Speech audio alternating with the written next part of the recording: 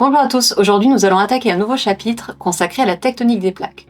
Aujourd'hui nous allons nous intéresser à la définition de ces plaques tectoniques et revoir la structure interne du globe. Comme nous l'avions vu l'année dernière, le globe terrestre est découpé en différentes enveloppes.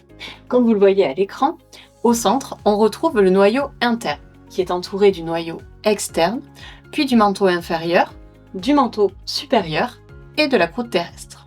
Si on s'intéresse particulièrement à ces deux dernières enveloppes, c'est-à-dire la croûte terrestre et le manteau supérieur, on va pouvoir délimiter deux autres enveloppes dans cette classe de quatrième.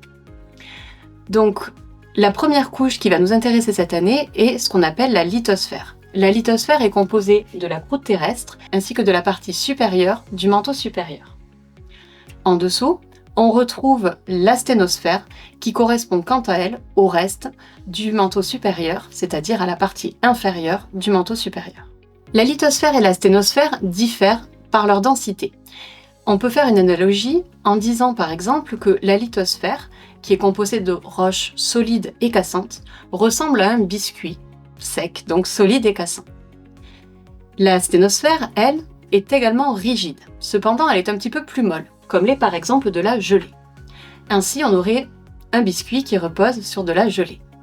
Cette différence de texture permet d'expliquer que les plaques tectoniques, qui sont en fait des plaques lithosphériques, puissent se déplacer à la surface du globe en flottant sur la sténosphère.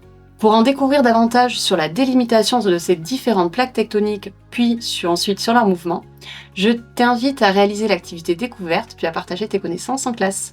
Je te remercie de ton attention et te dis à bientôt.